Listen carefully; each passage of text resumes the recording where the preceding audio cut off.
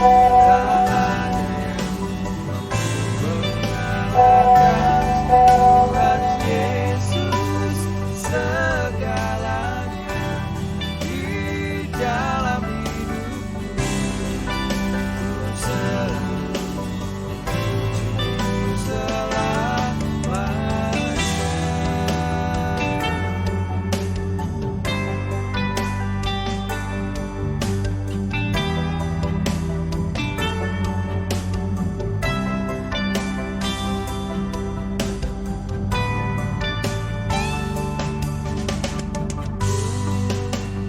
Tak pernah tahu akan banyaknya masalah yang menimpaku.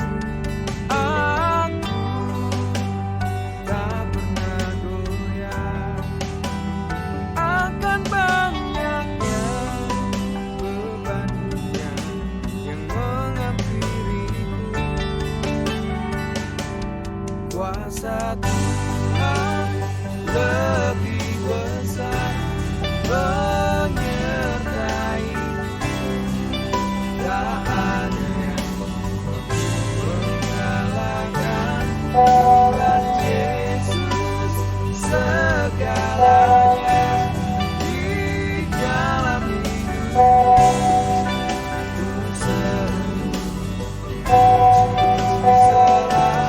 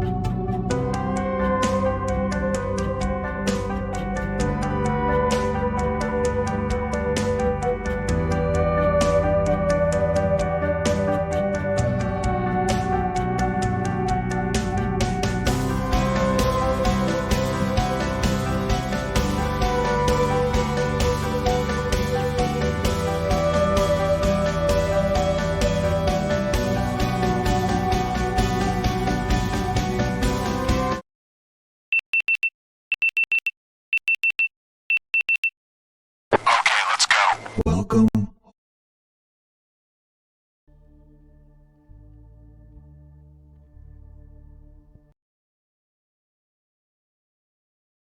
Shalom, selamat pagi saudaraku.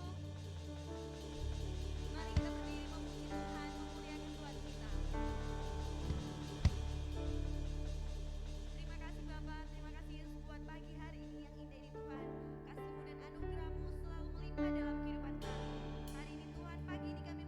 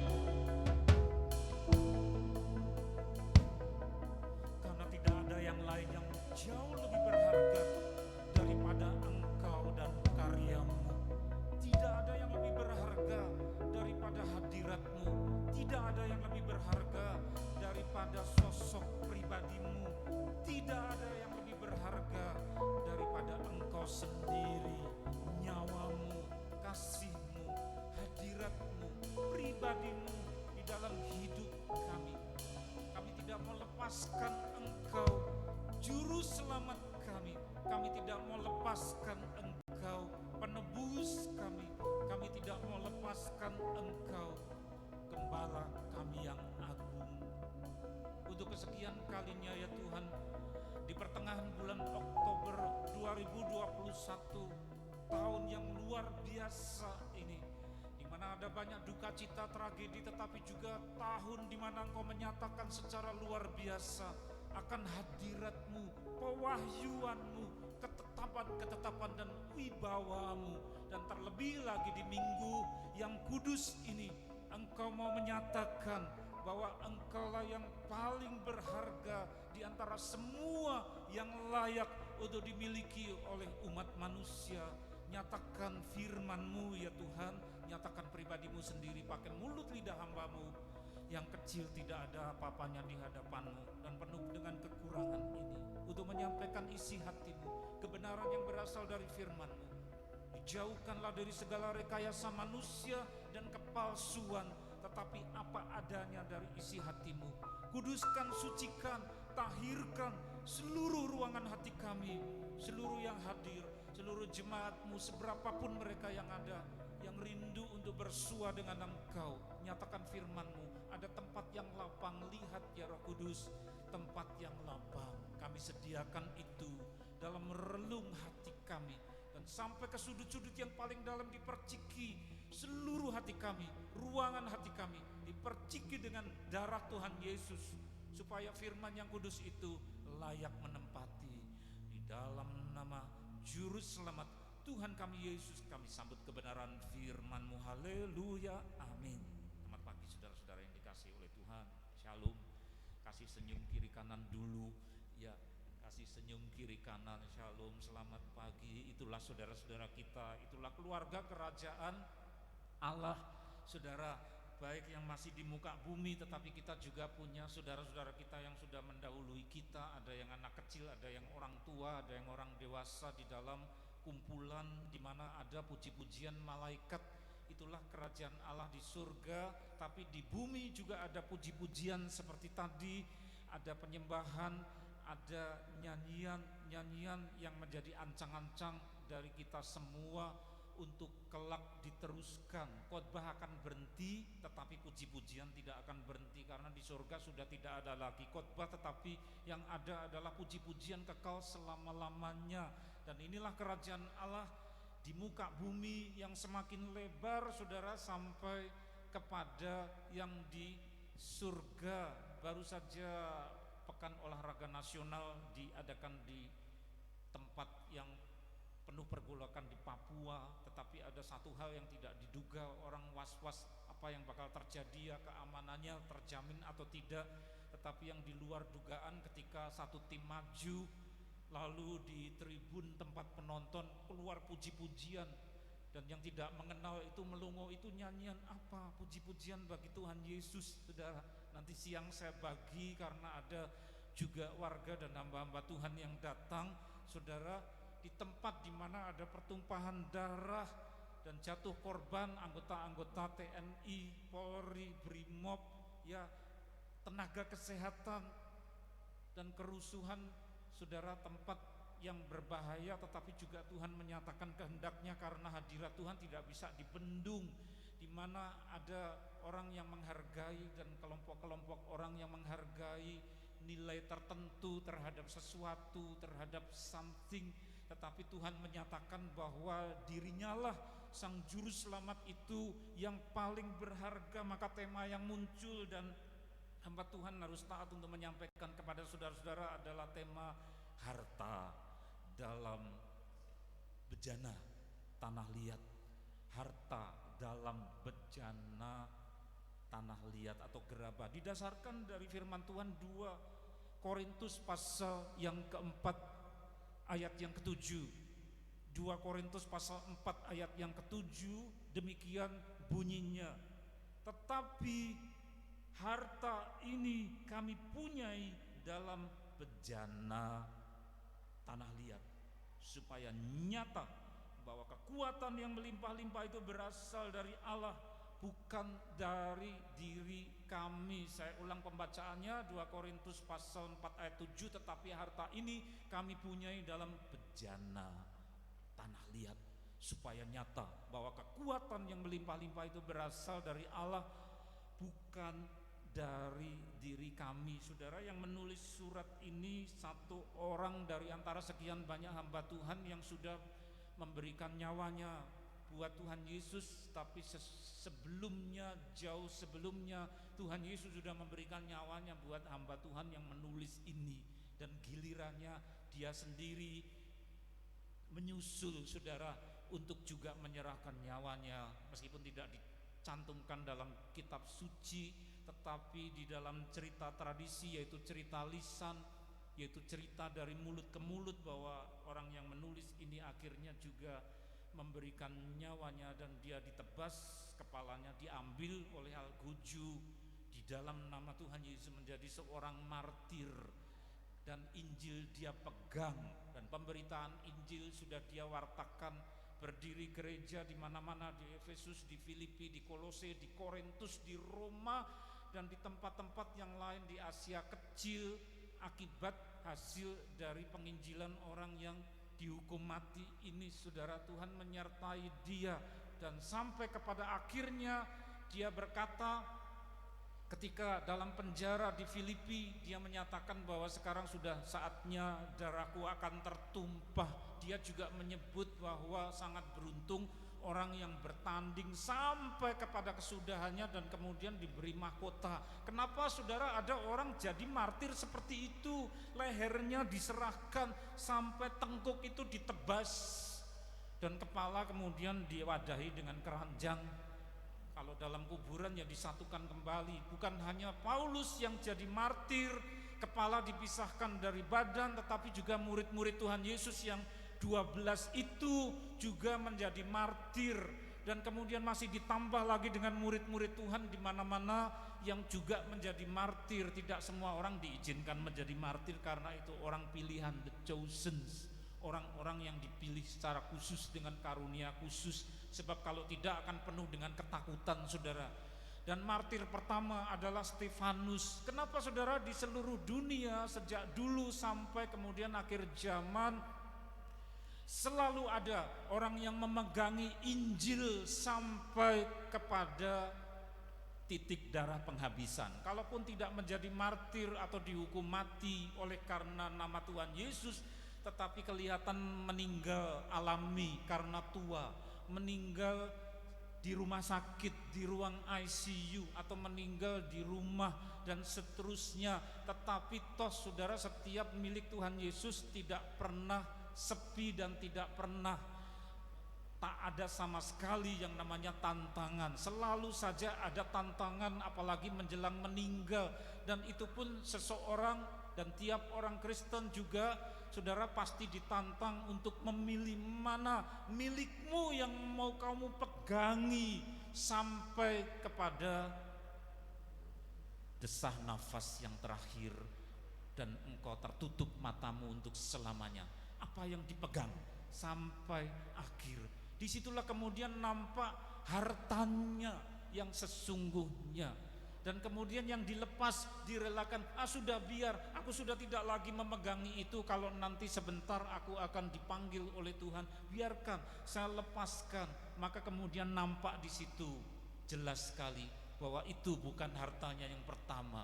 Sedangkan yang dipegangi sampai mati, bahkan sampai kekekalan, itulah yang menjadikan komitmen, tekad bulat untuk memegang teguh dalam ikrar, dan nampak itulah harta yang sesungguhnya.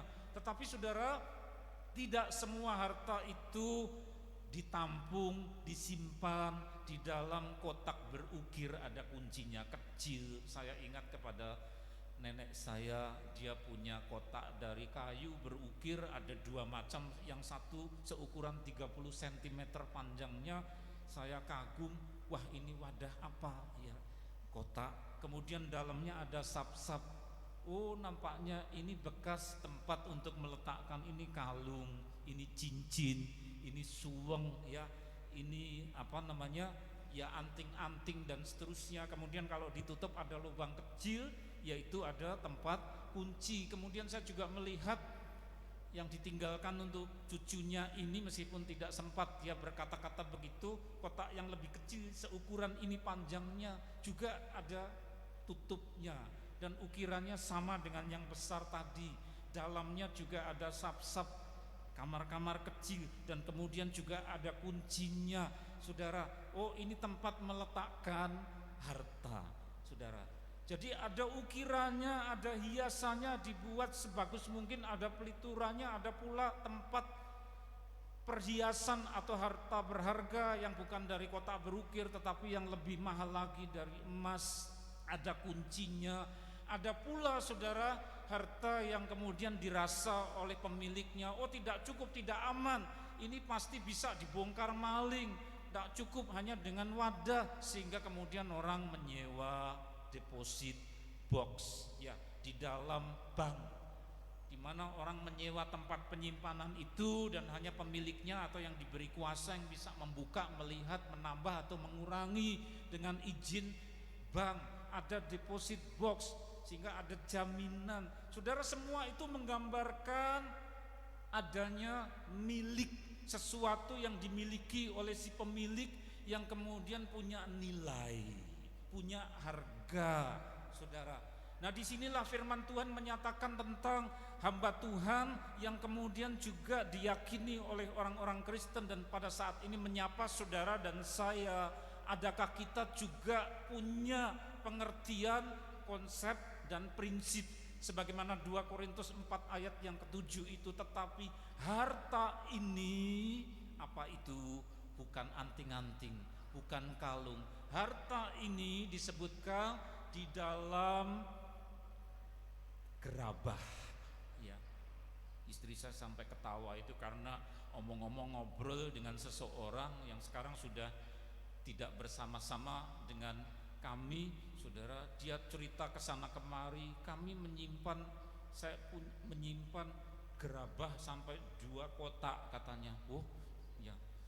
Sehingga istri sama saya kemudian melongo, wah sampai 2 kotak. Iya. Kemudian ketika sampai ke rumahnya itu kami lihat, oh ternyata itu adalah kaca, piring yang dibuat dari kaca. Tapi dia bilang gerabah, jadi pengertiannya gerabah itu semua pecah belah, padahal bukan seperti itu, saudara. Gerabah itu tanah liat, gerabah itu bahan dari tanah lalu kemudian dibentuk menjadi perabotan. Ada yang berupa kendi, ada berupa porong, ada berupa cangkir-cangkir, tapi bukan dari kaca tetapi dari tanah liat, dibentuk begitu rupa lalu dipoles, saudara, sehingga kalau diketuk dia bunyinya tik-tik atau seperti apa, akan kelihatan bedanya. Ini gelas dengan gerabah, bedanya lempung dengan yang dibuat dari kaca. Saudara, Paulus menyebutkan ada milik yang sangat berharga, tetapi bungkusnya bukan kotak berukir, juga bukan berupa cepuk atau wadah yang dihias dengan emas, juga bukan dalam deposit box, tetapi di dalam tanah liat. Casingnya itu orang tidak semuanya mengerti dalamnya apa. Casingnya, bungkusnya, saudara, tanah liat, gerabah. Dan itu seringkali membuat orang terkecoh, saudara. Maka kemudian di sini disebutkan harta ini, harta itu menunjuk kepada apa yang bernilai, yang dianggap ada harganya, itu harta. Saudara, menyebut tentang Injil, itulah harta. Menyebut tentang keselamatan kekal, itulah harta. Yang disebut sebagai juru selamat kita, Tuhan Yesus, itulah harta. Jadi harta itu adalah juru selamat, harta itu adalah Injil, berita keselamatan. Harta itu adalah sodoran yang namanya pengampunan dosa, jalan ke surga, hidup yang kekal, yang mana jalannya, resepnya, itulah yang disebut sebagai harta. Tetapi saudara, tidak semua orang menganggap itu sebagai yang berharga. Dan kemudian Paulus menyebutkan selain itu berharga, saudara, disebut sebagai harta, juga disebut sebagai yang kami punyai. Jadi statusnya itu jelas. bahwa Injil Tuhan Yesus, jalan keselamatan itu kami punyai. Saudara, di Minggu pagi tanggal 17 Oktober ini, bisakah saudara dan saya berkata dengan pasti, pastikan bahwa Yesus, jalan keselamatan, jalan ke surga, pengampunan dosa, jalan pembenaran, kupunyai, ya, itu milikku. Nah, coba periksa saku saudara, ya, tetapi bukan saku baju, bukan saku celana, tapi saku di dalam hati ini. Adakah di situ Tuhan Yesus di dalam simpanan jiwa kita? Adakah Injil itu dalam saku, dalam kantong di hidup kita ini? Ketika itu engkau hargai, maka saudara simpan dan saudara tahu, ini saya sembunyikan, saya lindungi karena ini milikku, berharga. Sebab kalau enggak saudara, bukan di dalam kantong tapi ditaruh begitu, lalu kita lupa, mana ya tadi? Yang mana ya tadi? Ya kalau ingat, wah kalau lupa hilang, ya sudah. Sehingga enggak ada harganya, bukan seperti itu. Maka ada dalam bahasa Jawa yang jelek bunyinya, dalam istilah Jawa, digletekke, saudara. Digletekke itu artinya ditaruh sembarangan. Ya kalau saya ingat syukur, tapi kalau tidak ingat ya sudah, direlakan. Enggak ada harganya. Ibarat makanan sisa sudah saudara gigit, lento, pisang goreng, makanan sudah digigit, ditaruh, geletek ke saudara. Sehingga kalau diambil kucing, oh ya sudah, diberkatilah kucing karena makan potongan pisang gorengku. Ada kucing makan pisang goreng saudara. Tapi kalau masih, ya sudah, saya taruh di sampah. Atau mungkin ada yang mau anjingku, digeletek ke saudara. Tidak ada harganya. Tetapi kalau yang berharga itu masuk dalam saku, masuk dalam bokor, masuk dalam kotak berukir, masuk dalam deposit box. Tetapi yang lebih berharga bukan deposit box, dititipkan bank, tidak ada. Bukan dimasukkan dalam bokor, tapi dalam saku jiwa kita. Dibawa kemana-mana. Kesini saudara, ada di situ. Dibawa dalam kantong yang melekat. Saudara tidur, ada di situ. Saudara, ada beberapa orang yang konsultasi, tanya jawab, pertanyaannya sama meskipun kalimatnya berbeda. Dan itu pertanyaannya sempat menjadi pergumulan dari saya sendiri. Yaitu begini, Pak, kalau orang tidur itu kan tidak sadar. Ya betul. Kalau masih dalam keadaan jaga sadar begini, apa yang saya yakini, apa yang jadi prinsip, itu saya bisa jawab. Siapa juru selamatmu? Dengan yakin kita berkata, Tuhan Yesus. Bagaimana caranya dia menyelamatkan? Hukuman buat saya karena dosa saya, dia sudah pikul. Dia pikul hukuman saya supaya saya beroleh ampunan. Prinsip-prinsip rumus itu kita bisa jawab kalau kita sadar. Lah kalau tidur, orang-orang itu bertanya karena khawatir saudara. Jangan-jangan ya begitu sudah keluar bunyi ya ngoro, lalu REM, rapid eye movement. Jadi tidur pulas itu tandanya masuk dalam suatu fase namanya REM, tulisannya REM, singkatan rapid atau cepat eye movement, gerakan mata yang seperti bergetar, tanda bahwa sudah tidur dalam. Nah kalau sudah tidur pulas terus mimpi, yang tidur kan badannya, fisiknya, tapi roh ini kan jaga. Seperti sepeda motor saudara tinggal tapi mesinnya hidup, dia stasioner, gasnya kan masih hidup saudara ya. Yang tidur kan otaknya, raganya, tapi roh ini hidup. Lah roh itu seringkali didatangi oleh setan. Ketika roh jahat datang dalam tidur saudara, kemudian dia mulai mau menantang argumentasi. Nah kamu kan tidur pulas ya, sehingga kamu tidak bisa kontrol akan prinsip-prinsipmu. Siapa juru selamatmu? Wong juru selamat kok disalib mati, itu gimana bisa menyelamatkan kamu, sedangkan dirinya saja masuk ke kuburan? Coba pikir, ya atau tidak ya saudara. Lalu orang-orang yang konsultasi itu pertanyaannya sama seperti itu. Masihkah saya bisa mengakui Injil, harta yang berharga itu, kalau saya tidur?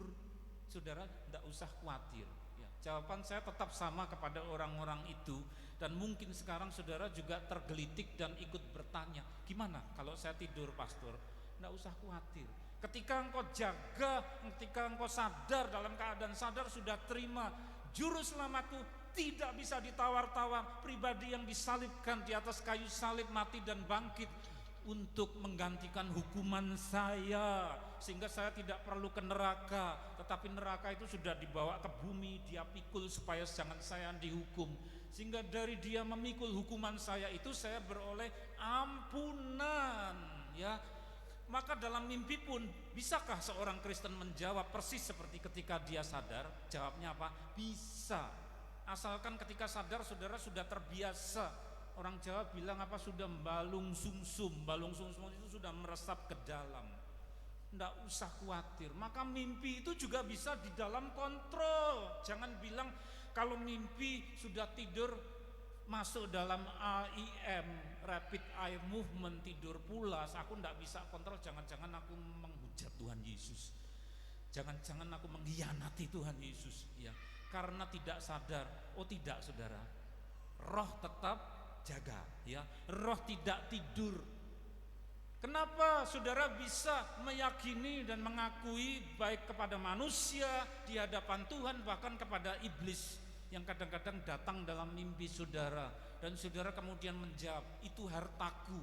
Injil, berita pengampunan dosa, dalil bahwa aku sudah berdosa tetapi dia sudah pikul hukumanku supaya aku bisa ke surga, itu kupegang. Jadi pahlawanku, juru selamatku, Tuhan Yesus. Dalam mimpi kita bisa jawab. Iblis tetap ngotot, itu kan jawabanmu dalam mimpi, karena ini mimpi. Jadi jangan dikira yang namanya orang pakai kaos hijau kuning lalu mukanya codet-codet lalu kukunya disambung pakai besi, ya.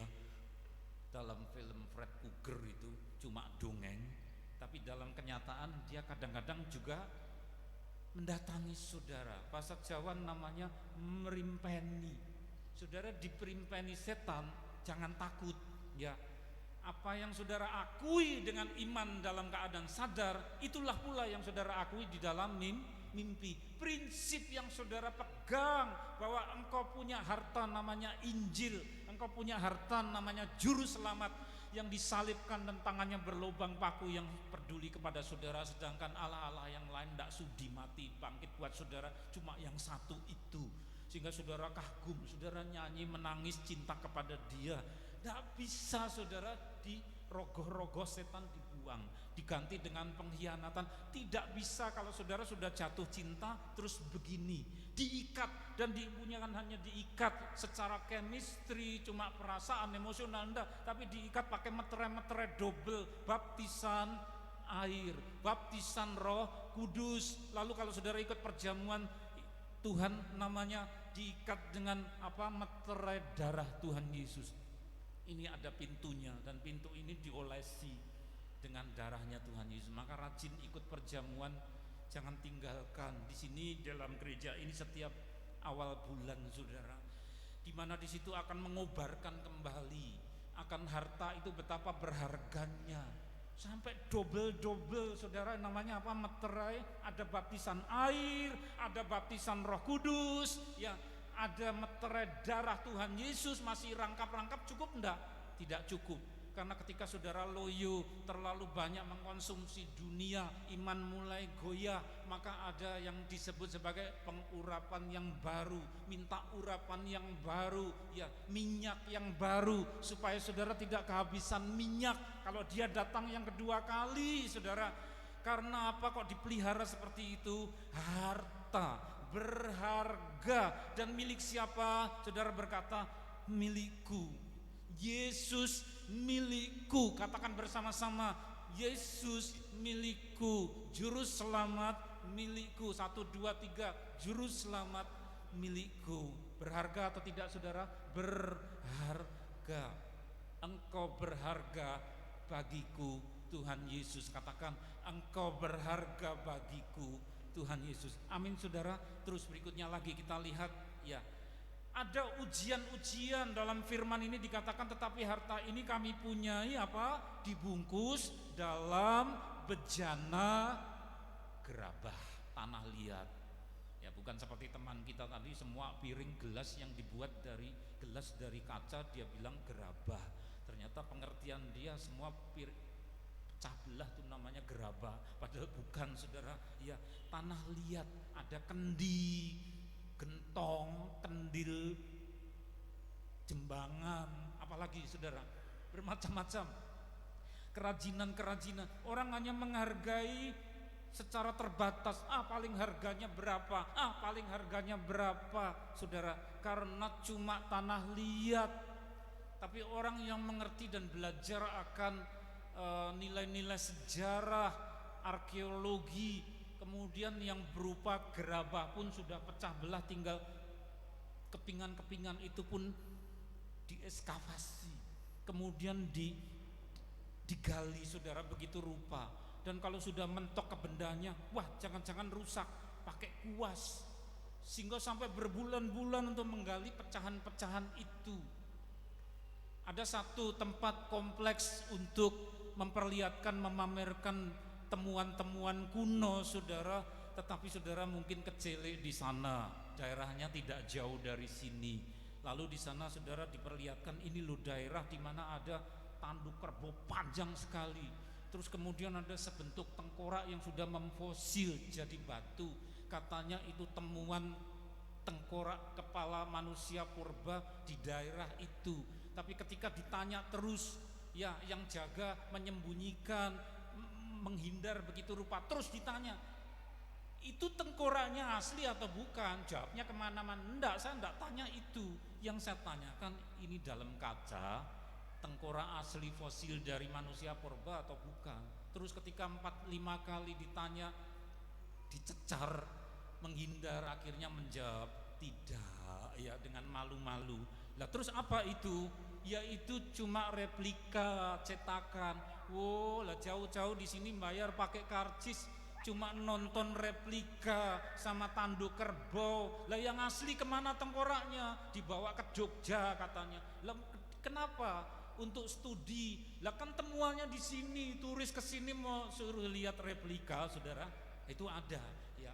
Nah, saya kecewa sekali sampai ke sana dengan istri, loh kok isinya replika, padahal tanah itu tempat temuan itu. Saudara, selain tengkorak ada tanduk, ada pecahan-pecahan gerabah. Gerabah dipelihara begitu rupa, saudara, karena punya nilai sejarah. Tetapi Paulus di dalam suratnya 2 Korintus 4 ayat yang ke-7 memaparkan apa yang jauh lebih berharga daripada pecahan-pecahan dari tanah liat, genteng, kendi dan sebagainya, dari nilai sejarah yang dihargai mahal. Jauh lebih mahal daripada itu bukan pada bungkusnya, tapi pada isinya. Orang seringkali terkecoh dan tidak menghargai siapa Yesus itu. Anaknya orang miskin, dari tempat tukang kayu, ngertinya paling gergaji, ngertinya paling pasak, ngertinya paling ya paku-paku, karena dibesarkan oleh tukang kayu, rakyat kecil di desa yang tidak ada dalam peta, ya desanya itu bahasa Jawanya ora kocap, tidak direken sehingga tidak dimasukkan dalam peta-peta kuno yang namanya Bethlehem, saudara. Kotanya kecil, orangnya tidak dipandang, keluar dari antara rakyat kecil, ya saudara. Dan kemudian dia tumbuh dan karya-karyanya itu oleh orang yang menilai dengan penilaian duniawi, menganggap tidak masuk akal, dongeng. Saya sering baca beberapa kali itu di dalam Facebook, orang-orang yang mengatakan bahwa Injil itu dongeng, lalu patut ditertawakan, saudara. Ngenyek, saudara, jadi menganggap murah. Gerabah, saudara, itu dibuat dari tanah lempung. Letaknya di mana tanah? Tanah letaknya di bawah, diinjak-injak sepatu. Begitu saudara keluar dari sini tempat kebaktian, sepatu saudara kena tanah. Tanah letaknya di bawah. Begitu pula dengan Injil Tuhan Yesus. Di dalam pandangan dunia itu mereka menginjak-injak. Itulah sebabnya kenapa harga diri dan kehormatan Tuhan Yesus ketika berkorban dengan kasih untuk kita itu sama dengan diinjak-injak kehormatannya. Pakaian disobek, kepala bagian yang paling berharga dan terhormat koyak oleh karena duri yang dipasang di situ bukan sebagai penghormatan tetapi sebagai pelecehan. Itu menginjak-injak. Jadi Tuhan Yesus itu terbungkus dalam casing, yaitu seperti tanah yang diinjak-injak. Maka ada nyanyian yang kena betul. Nyanyiannya siapa saudara? Yaitu He trampled on the ground. Dia dihempaskan di atas tanah. Pernah saya ke satu supermarket cari, ini loh yang syairnya seperti ini. Siapa yang nyanyi? Bingung ya. Oh mungkin ini, akhirnya ketemu. He trampled on the ground. Dihempaskan ke tanah ya. Harga dirinya diinjak-injak. Maka Tuhan Yesus itu kelihatan oleh dunia begitu hina, tidak terhormat, tidak dihargai, seperti tanah di bawah diinjak.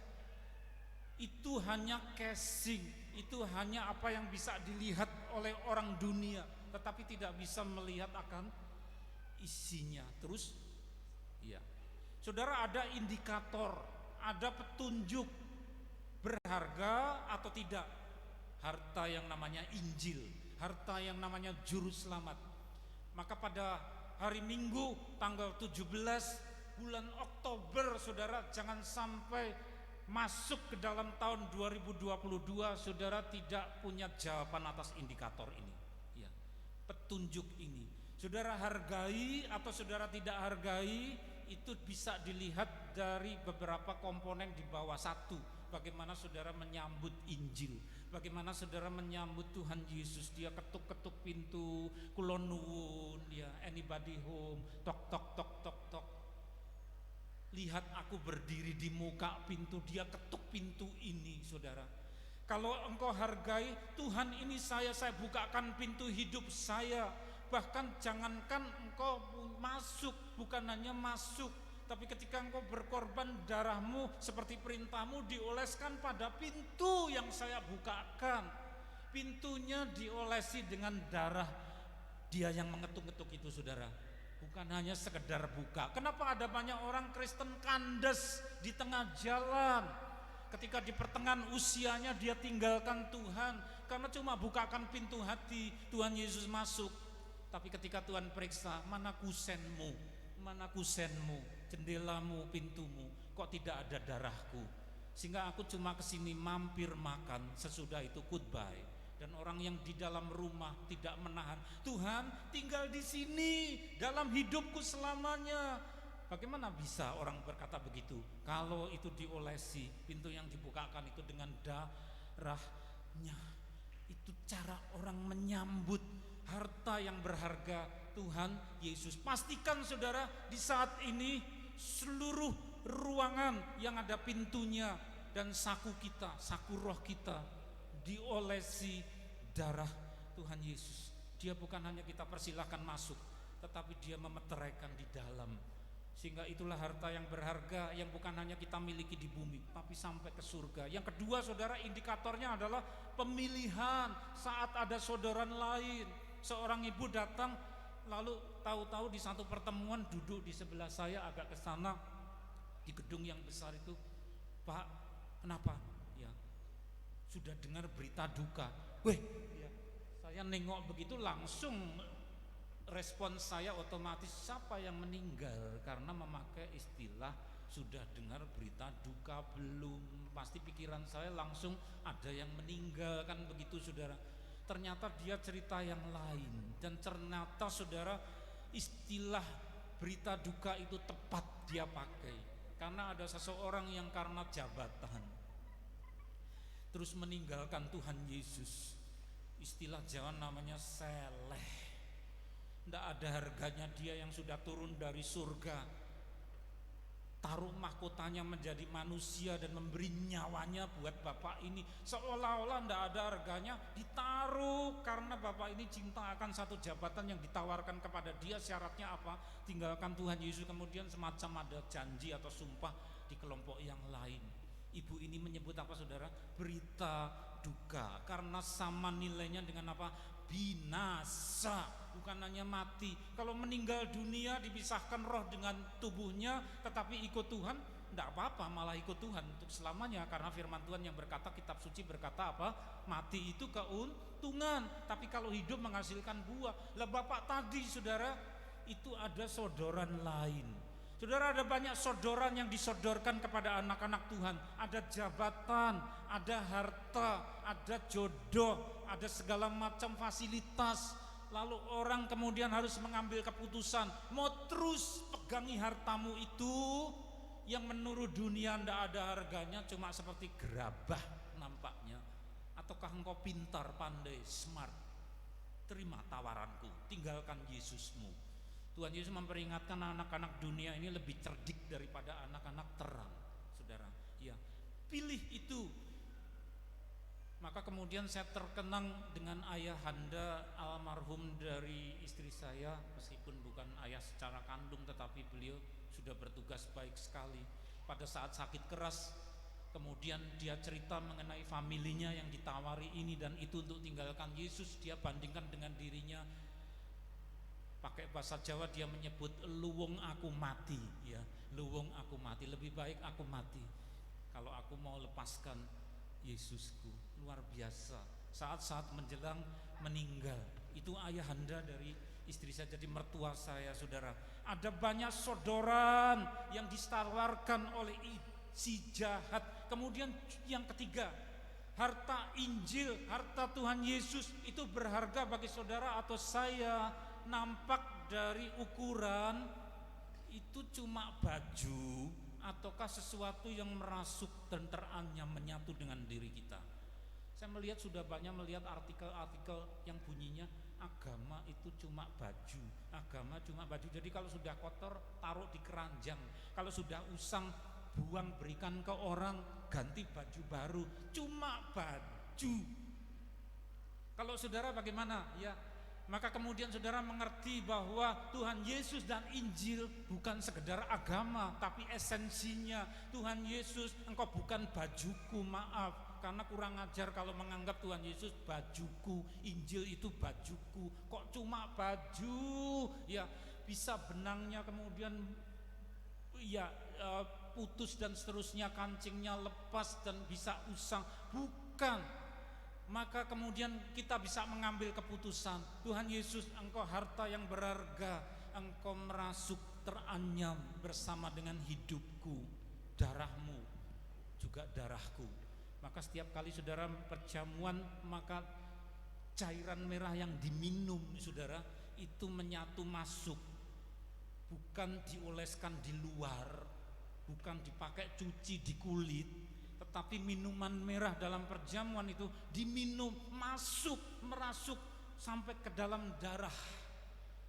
Di situ orang kemudian akan diukur dan ditentukan sampai seberapa dalam engkau itu menghargai harta, dan itu sungguh-sungguh hartamu ataukah tidak. Tuhan berkata, di mana hartamu berada, di situ hatimu berada. Kalau hati kita berada pada Tuhan Yesus, hati kita tertuju berpaut kepada Injil, saudara, bukan baju, tapi apa?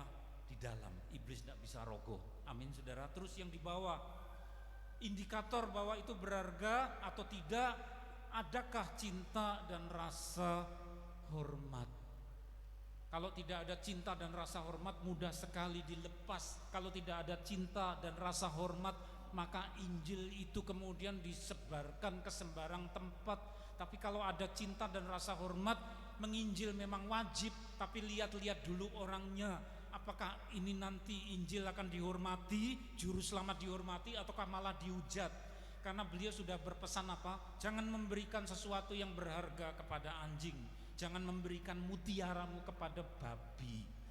Karena kalau engkau salah memberikan mutiaramu kepada babi atau anjing galak, mutiara itu akan diinjak-injak dan kau akan diterkam, ya, percuma, ya.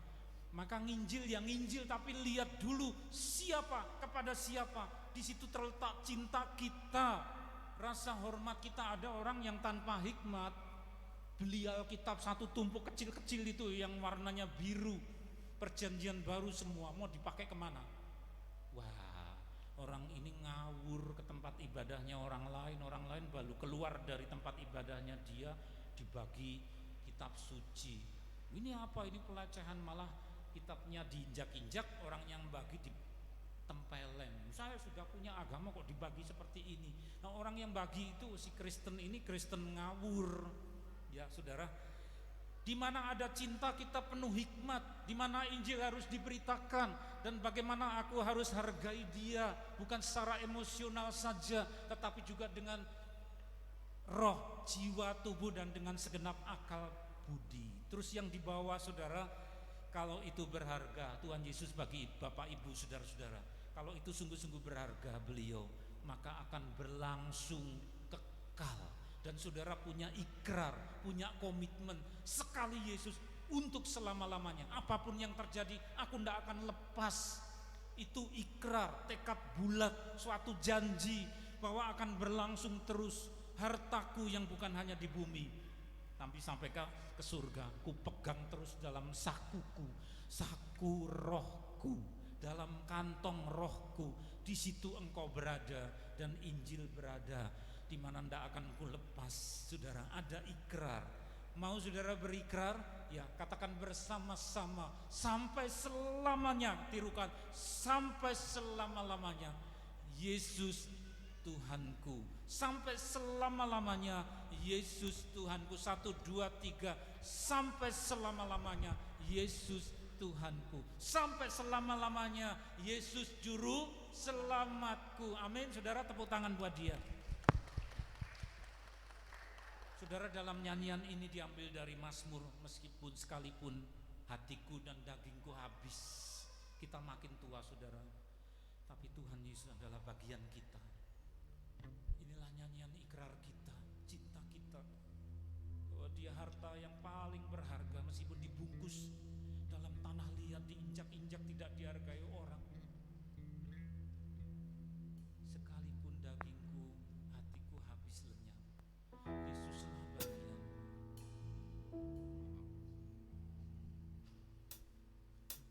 Haleluya, haleluya.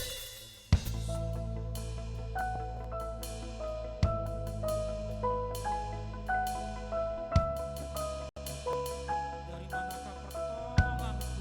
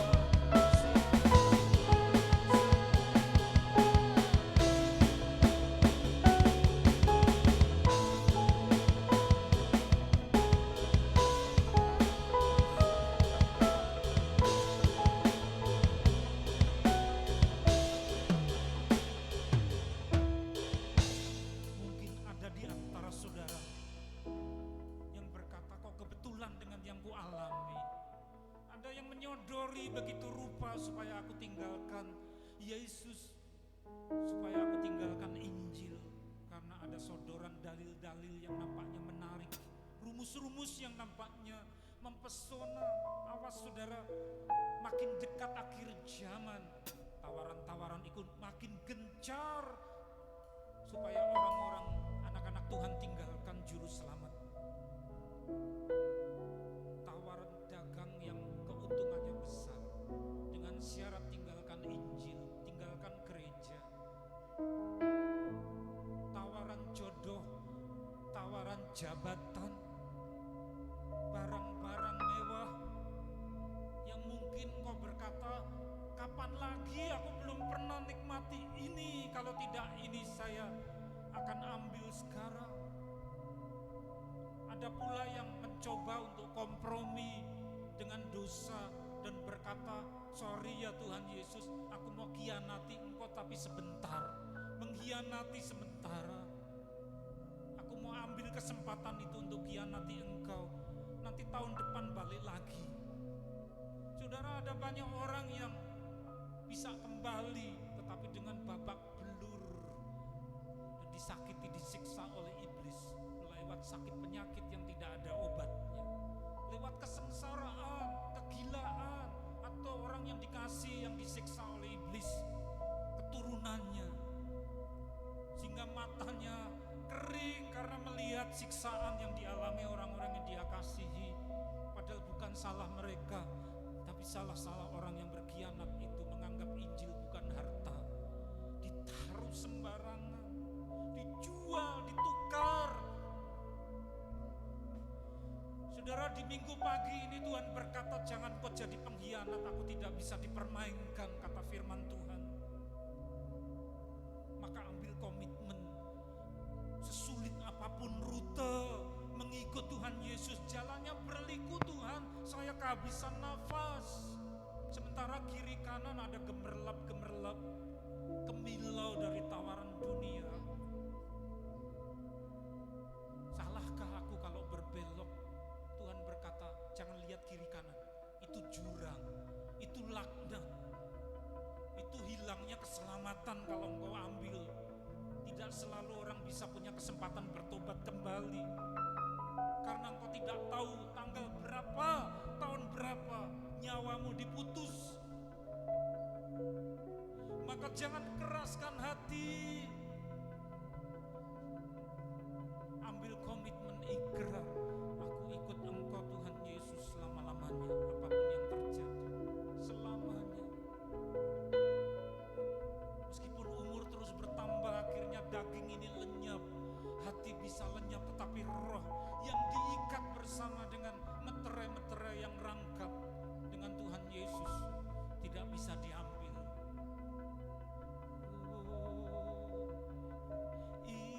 Ikat kami, ikat jemaat-Mu Tuhan.